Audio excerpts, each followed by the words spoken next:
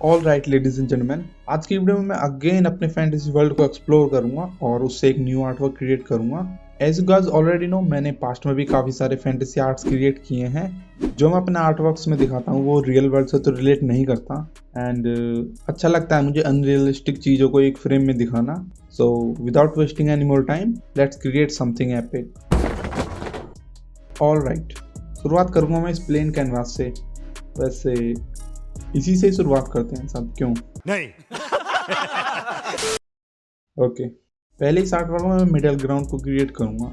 इस आर्टवर्क का मेरा मेन फोकस होगा ये वाटरफॉल, तो मिडिल ग्राउंड में मैं इसी को रखूंगा एंड कुछ इमेजेस है मेरे पास वाटरफॉल्स की जिनको मैं कंबाइन करके इसको इंटेंसिफाई कर दूंगा जिससे ये काफ़ी अच्छा दिखेगा।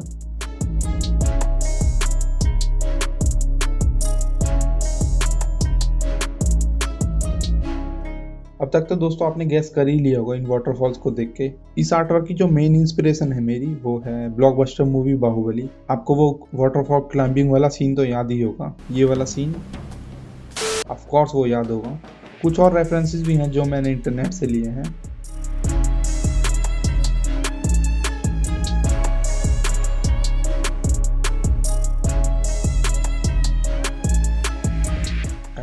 बैकग्राउंड में ऐड करने के लिए मेरे पास ये एक और वाटरफॉल है जिसको मैं सिंपली प्लेस कर दूंगा इसकी सही जगह पे। वैसे भी बैकग्राउंड बैरली ही विजिबल होगा तो इतना मैटर नहीं करेगा ये।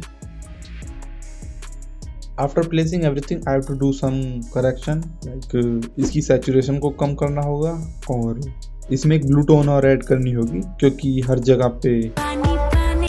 इस आर्टवर्क का दूसरा मेजर पार्ट होगा ये स्टैचू। इसको मैं इस वाटरफॉल में मर्ज करूंगा।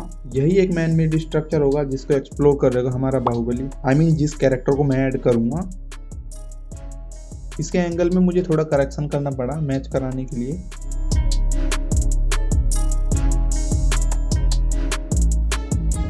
मेरे पास कुछ और मैन मेड स्ट्रक्चर भी थे जिनको मैंने एक्सट्रैक्ट करने के बाद बैकग्राउंड में ही ऐड कर लिया।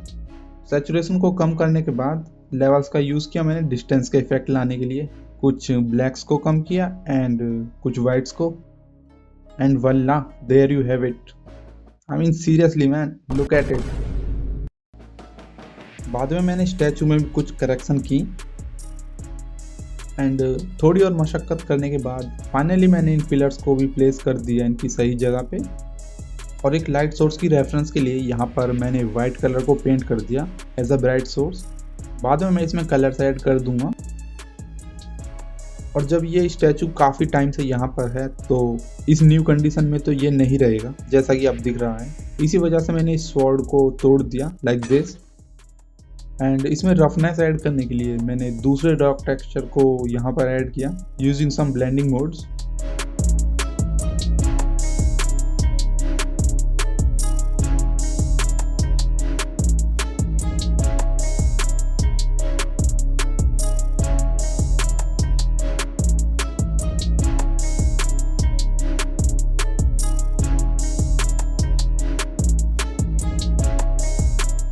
इस ट्री को भी मैं यहाँ पे सेलेक्ट किया था क्योंकि इसकी शेप मुझे काफ़ी सही लगी। अब मुझे बस यही देखना है कि मैं इसको कहाँ पे ऐड कर सकता हूँ।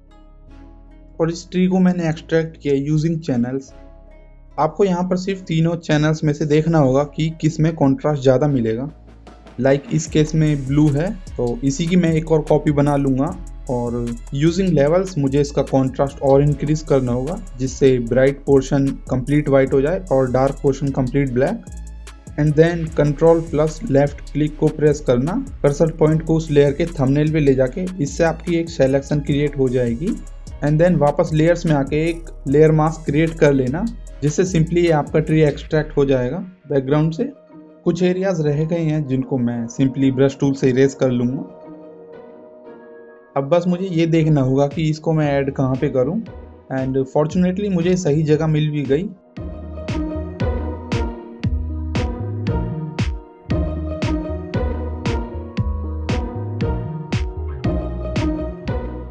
इसके बॉटम पार्ट को रॉक की शेप में रखने के लिए यहाँ पे मैंने वार्प ट्रांसफॉर्म को यूज़ किया है जस्ट लाइक दिस।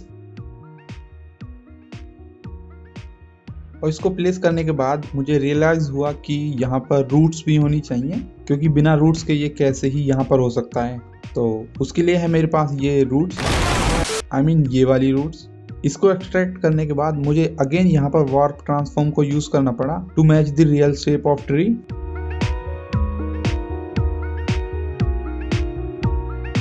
शेप तो मैच हो गई बट मुझे यहाँ पर कलर को भी मैच कराना था, तो सिंपली मैंने एडजस्टमेंट लेयर्स की हेल्प ली और कुछ फॉग ऐड किया बॉटम पार्ट में। मैंने यहाँ पर इस ट्री में एक कलर को ऐड किया क्योंकि इस पूरे आर्टवर्क में मुझे ये मोनोक्रोमेटिक टोन सही नहीं लगी, तो सिंपली मैंने दूसरे कलर को इंट्रोड्यूस कर दिया। अब बारी आती है हमारे एक्सप्लोरर की, आई मीन कैरेक्टर की, जिसके लिए मैं यूज करूंगा इस इमेज का।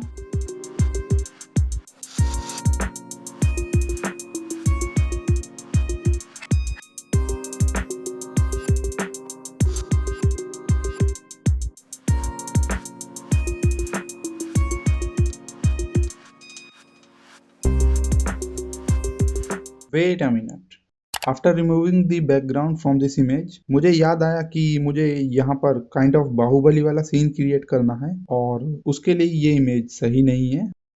तो अब मैं निकल पड़ा सही इमेज की तलाश में and after spending some time I found this image जो कि परफेक्ट है एकदम।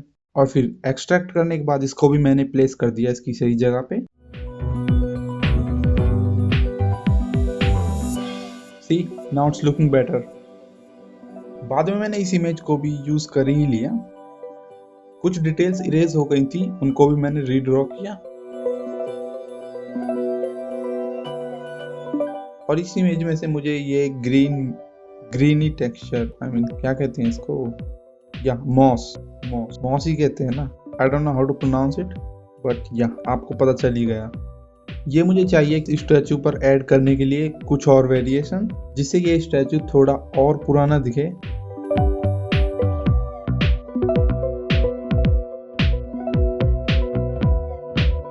यहाँ पर काफी सारी ऐसी इमेजेस भी थी जिनको मैंने सेलेक्ट तो किया ऐड करने के लिए, बट इस सीन के अकॉर्डिंग वो फिट नहीं बैठी और मुझे समझ में नहीं आया कि मैं उनको कैसे यूज करूँ, तो सिंपली मैंने उनको रहने दिया। इस सीन को थोड़ा और फैंटेसी दिखाने के लिए मैंने यहाँ पर कुछ और एलिमेंट्स को भी ऐड किया था, जैसे क्लाउड्स, बट बाद में मैंने इनको रिमूव कर दिया। एंड ये बर्ड्स, इसी की वजह से इस सीन में एक स्केल ऐड हो पाया जिससे लगे कि हाँ ये स्टैचू भी काफी साइज में बड़ा है।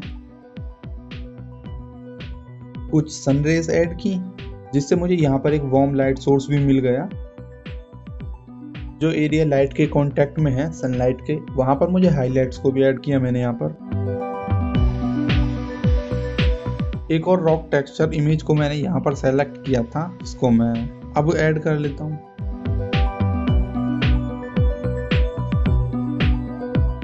यहाँ पर इस स्टैचू में मैंने थोड़े और वेरिएशन लाने की कोशिश की बट बाद में मुझे सही नहीं लगा तो मैंने रिमूव कर दिया, आई मीन पहले जैसा ही रहने दिया।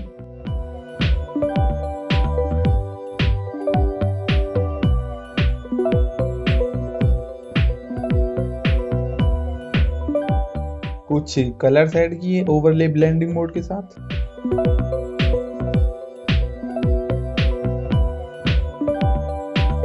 वाटरफॉल की वजह से जो वेपर्स क्रिएट हो रहे थे मैंने उनको भी पेंट किया।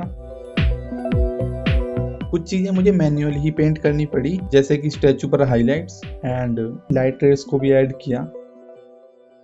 लकीली जब मैं स्टॉक इमेजेस ढूंढ रहा था तो मुझे ये रेनबो इमेज भी मिली जो कि परफेक्ट रही यहाँ पर, अदरवाइज मुझे खुद से मैन्युअली ही पेंट करना पड़ता।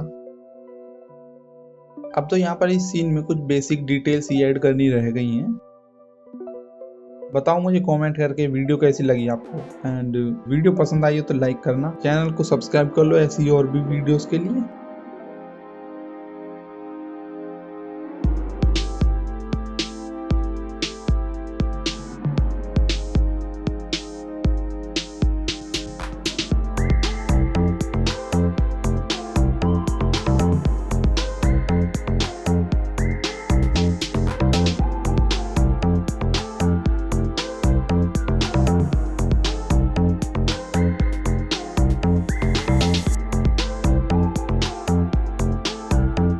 इस आर्ट वर्क को कंप्लीट करने के बाद इसी स्टैचू के साइज को मैंने थोड़ा छोटा किया क्योंकि ये इस वाटरफॉल को पूरी तरह से कवर कर ले रहा था एंड जो कि मेरा एक फोकस पॉइंट भी था। So this is my final result.